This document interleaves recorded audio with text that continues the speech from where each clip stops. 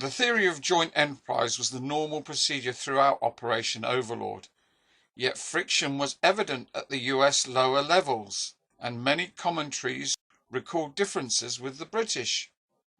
Eisenhower's Supreme Headquarters had earmarked Southampton for use by British and Canadian forces from D-2 to D+2, with the US taking over thereafter.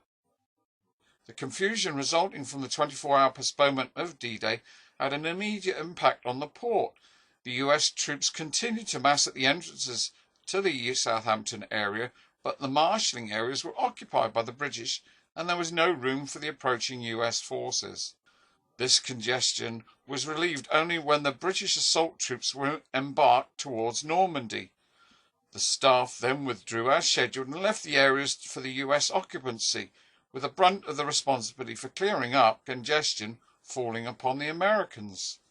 The film apparently shows both sets of armies utilising the same embarkation hard S4 outside the present-day soccer stadium, according to the chalkboard on D-Day.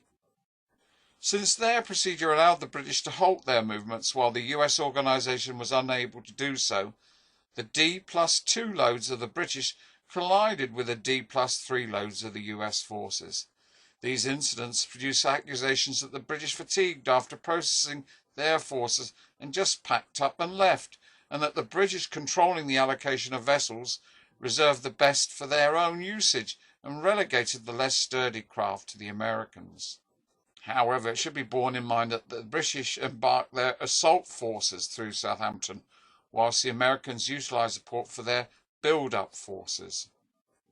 Even so, the US Army itself is keen to point out that one factor which decreased the frequency of differences between the British and American transportation personnel was the infancy of the US Transportation Corps. Since US personnel were trained largely by the British, and since they had developed little experience or doctrine of their own, in the end there were few professional differences between the armies.